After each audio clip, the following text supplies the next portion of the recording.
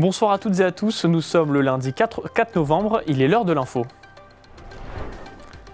C'est un projet qui fait grand bruit dans le sud de la Meuse. Une société a demandé l'autorisation de créer une carrière de calcaire, mais les habitants s'y opposent. Face à la possible baisse des aides versées aux employeurs d'apprentis, la Chambre de métiers et d'artisanat enjoint le gouvernement à privilégier une autre solution. Zoom sur le moulin de la fleuristerie à Orge qui perpétue un savoir-faire unique, celui de la création de fleurs artificielles, vous le verrez.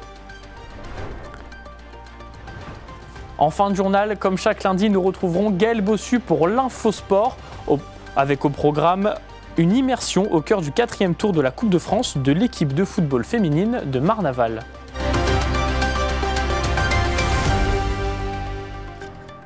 Je vous le disais, dans la Meuse et plus précisément à Chassé-Beaupré, un projet de carrière mobilise les habitants. La société Calin souhaite créer un site d'exploitation de calcaire. Le projet serait affilié à Cigéo, le site d'enfouissement nucléaire situé à Bure. Les habitants s'opposent à cette carrière et comptent bien convaincre la préfecture de refuser le projet. Les détails avec Gaël Bossu. D'ici un an, ce champ pourrait devenir une carrière de calcaire étendue sur 30 hectares. Ce qu'on appelle le front de carrière sera juste à cet endroit-là. Ils vont attaquer la butte en partant d'ici. Ah bah tout ça disparaîtra. Et cette vallée-là va être terriblement impactée. Située sur la commune meusienne de Chassé-Beaupré et en bordure d'un espace forestier classé Natura 2000, ce projet de carrière minérale permettrait notamment d'approvisionner Cigéo, le site d'enfouissement nucléaire situé à Bure, à 5 km à peine de la commune. Tout simplement, on va dégrader le bien-être d'un petit village pour des intérêts économiques. Je le vis mal, c'est dommage. On a un village très tranquille, vous avez vu qu'on a tout fait pour qu'il soit propre et beau. Un projet comme ça va tout détruire. Lancé en 2018, ce projet de la société Calin ne cesse de préoccuper les administrés de Chassé-Beaupré. Au cœur du dossier, l'impact écologique et sonore et le trajet d'acheminement des camions. La société exploitante, qui n'a pas souhaité s'exprimer dans notre reportage, promet un chemin de contournement de la commune. La réalité est tout autre.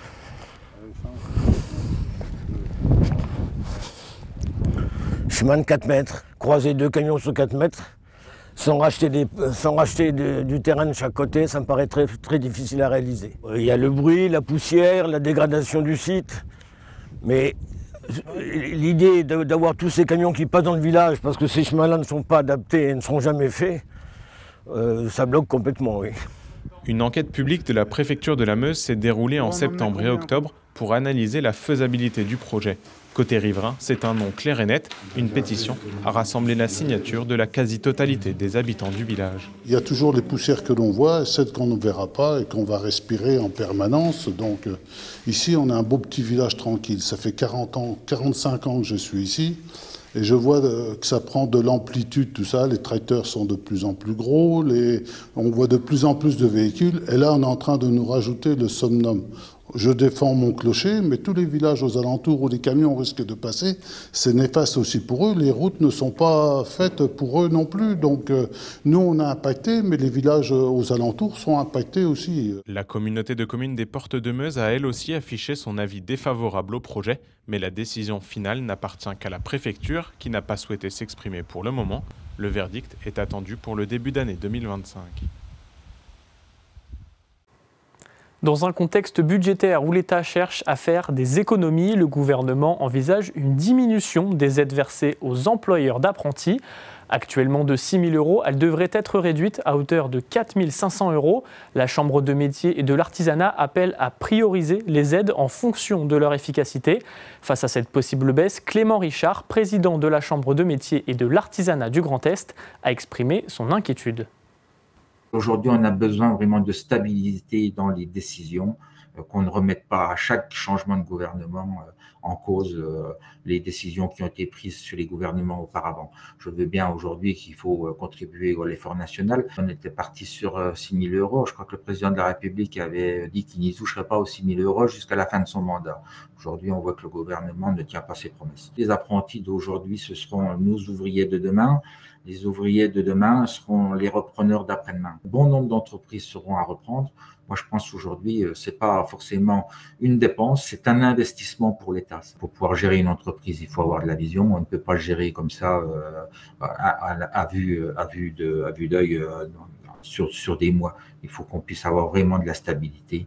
Et puis aujourd'hui, quand on prend un apprenti sur 3 ans, c'est quand même bien sur une durée. Je veux dire, c'est pas un geste anodin. Je veux dire, il faut pouvoir l'amener au bout, lui donner les chances de réussir son examen et de pouvoir en faire un professionnel.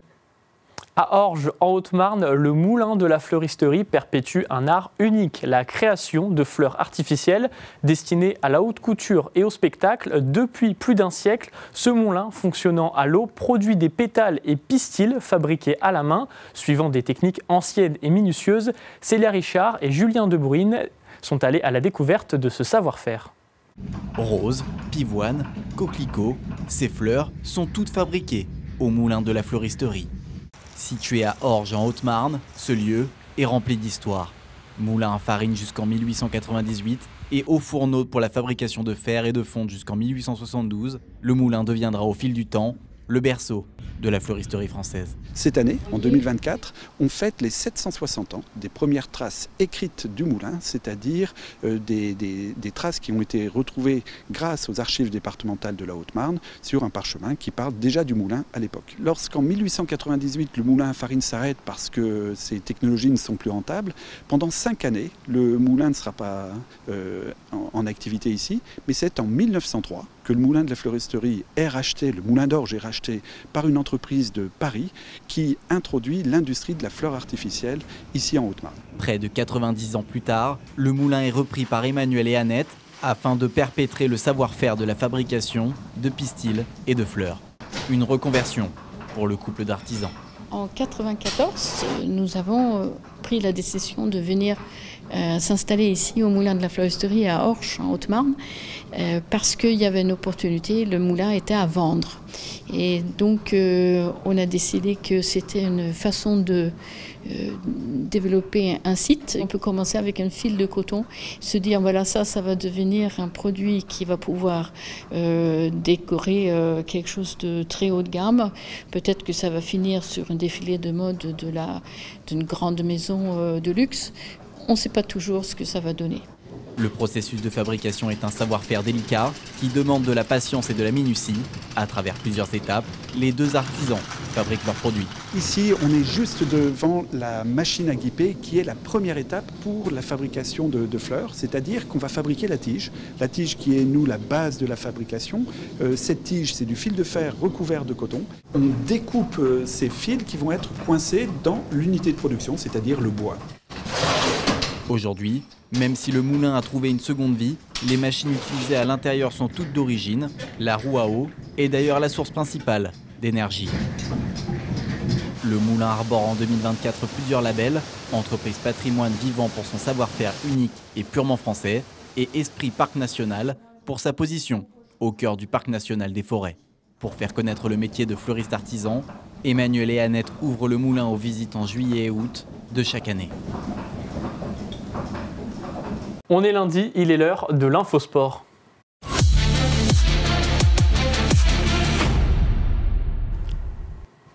Bonsoir Gaël. Bonsoir Paul, bonsoir à tous, installez-vous confortablement. On est parti comme d'habitude pour 10 minutes de sport 100% local. Au programme ce soir, du judo, du trail, du volley, mais on démarre tout de suite avec du football. Un reportage grand format consacré aux féminines de Marne-Naval. Oui, c'était le 4e tour de la Coupe de France féminine, ce week-end, la finale régionale. Et notre dernier représentant, tu l'as dit, c'était les filles de Marne-Naval qui recevaient une équipe de la division d'au-dessus. En quête d'un exploit, j'ai suivi les Marne-Navalaises pendant toute leur journée. Une journée assez spéciale pour tout le groupe, regardez. Battues, mais souriantes. Les Marne-Navalaises peuvent avoir la tête haute au moment de sortir de la Coupe de France après une courte défaite 2-0. si près et si loin en même temps. Sur le papier, elles sont plus fortes et elles étaient quand même relativement plus fortes. On n'a pas fait l'exploit malheureusement, mais je suis toujours fière de mon équipe et ça ne changera pas. Quand l'appétit va, tout va. C'est donc autour d'un repas collectif que la journée des Marnavalaises commence. Un rituel d'équipe réservé aux grands matchs. On ne le fait pas à chaque match, ça c'est une certitude. Après, on a pour habitude, quand on va à l'extérieur, de manger un bout ensemble. Donc je trouve que c'est un moment sympa où les filles peuvent décompresser un petit peu puis évacuer le stress ensemble. Les 14 qui jouent, elles viennent avec moi là-bas. Ensemble, ce sera d'ailleurs le mot d'ordre de toute la journée. Après une balade digestive et ensoleillée, retour au stade des Aciéries. Le coup d'envoi approche, l'heure est aux premières consignes tactiques. Là, aujourd'hui, on va chercher une qualification au 5e tour. On va les regarder droit dans les yeux. On n'est pas en position d'infériorité. D'accord ? On va juste essayer d'être hyper compact pour justement les amener dans un truc qui ne leur corresponde pas. Pour ce 4e tour de Coupe de France à domicile, un gros morceau attend les Marnavalaises. Une équipe de la division d'au-dessus, Musso Strasbourg, un nom qui résonne dans les têtes haut-marnaises. La saison passée, les Alsaciennes avaient fessé Marnaval 7-0. À quelques minutes du coup d'envoi, l'envie et l'ambition sont là dans les rangs rouges et noirs. On n'a rien à perdre, c'est-à-dire que si on perd, c'est la logique. Si on gagne, c'est l'exploit, donc bien sûr qu'on est capable. On peut pas dire qu'on n'est pas capable, je veux dire, un match comme ça, on ne peut pas partir à la guerre en pensant la perdre. Donc non, pour moi, on est capable et j'y crois. Nous, aujourd'hui, je vous le dis, il faut l'esprit et le caractère de Marnaval. Si vous n'avez pas l'âme du guerrier marnavalais aujourd'hui, vous ne passerez pas. Si vous l'avez, on passe 100 fois et après, champagne. Si on gagne, il faudra. Allez.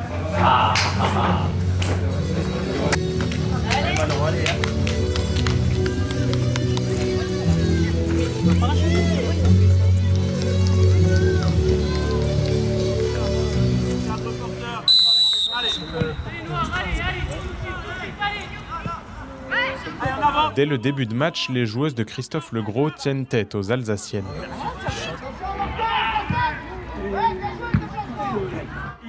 Un seul but strasbourgeois vient griser la feuille de match. 1-0 à la mi-temps, tout est encore jouable. Tant qu'il y a 1-0, on est dans le match. En Coupe Grand Est, on était déjà éliminé à ce moment-là. Là, il est en marche, l'exploit. Dans la convoque, je vous ai dit, l'exploit est en route. Il faut s'en persuader. Le plan de jeu tactique est respecté et ça se voit. Sur le terrain, les Marnavalaises se créent même plusieurs occasions franches, mais un second but alsacien abat les derniers espoirs au Marnais. Courte défaite 2-0 au final, 5 buts de moins encaissés par rapport à l'année dernière et surtout une prestation honorable. Là-bas, tous ensemble, et après on fera le débrief. Mais il faut que vous vous félicitiez, d'accord ? Soyez fiers, je l'ai mis sur un des deux tableaux, soyez fiers de vous, d'accord ? Vous avez su lutter, vous les avez emmenés jusqu'à la 90e. Maintenant, félicitez-vous.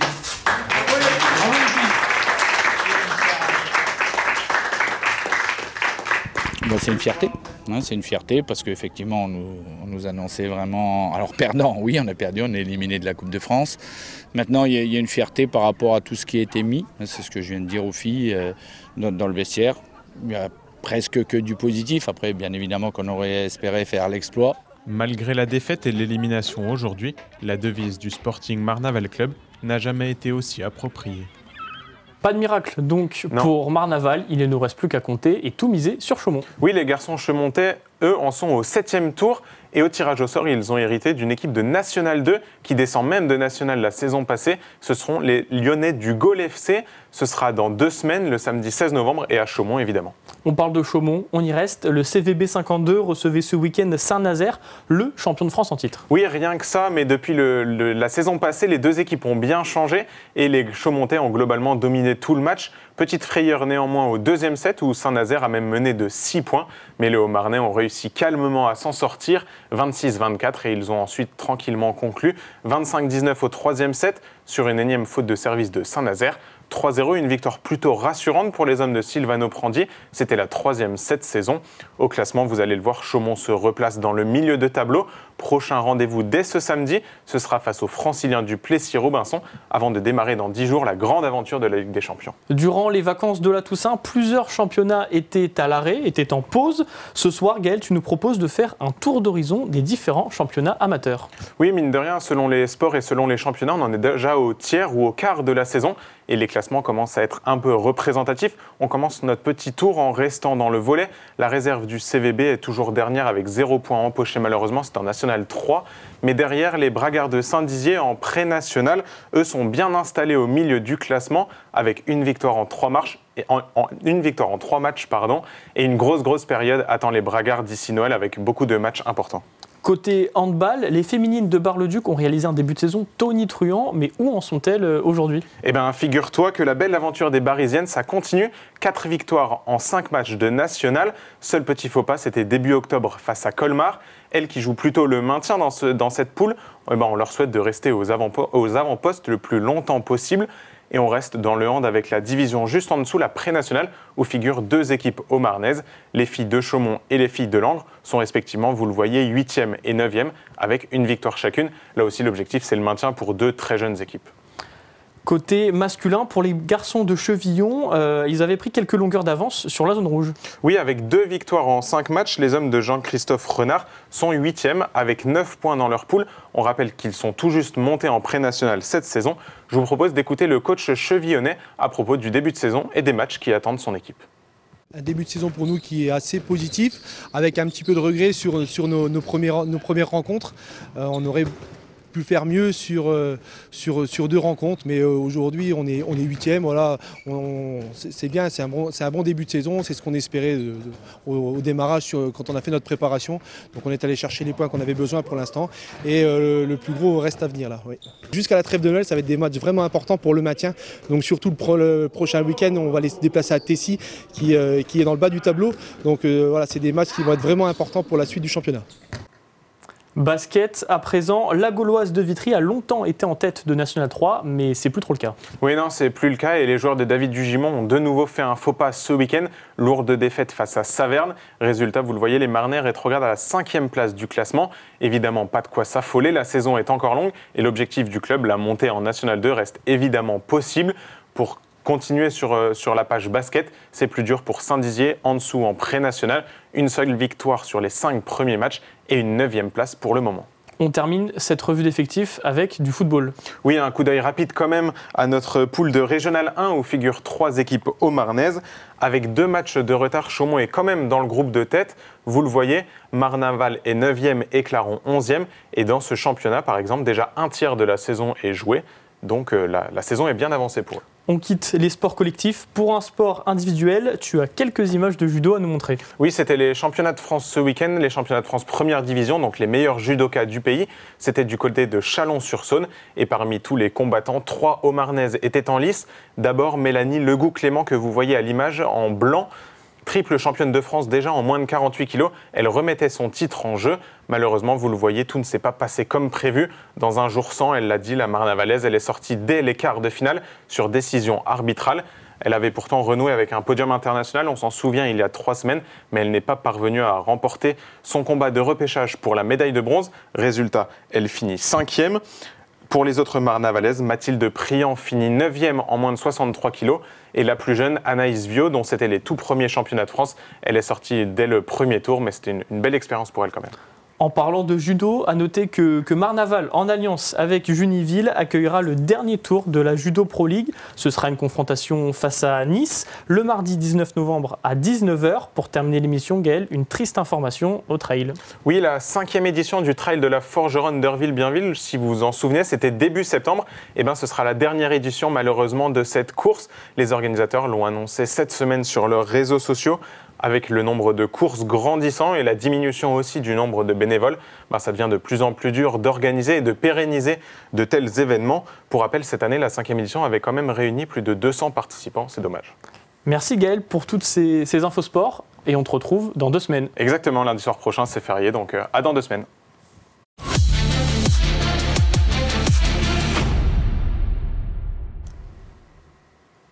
C'est la fin de votre journal. Merci de l'avoir suivi.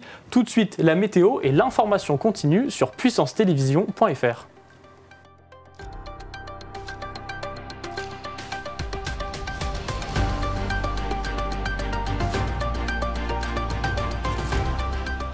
Toute l'actualité en continu à retrouver sur notre site internet et notre application mobile.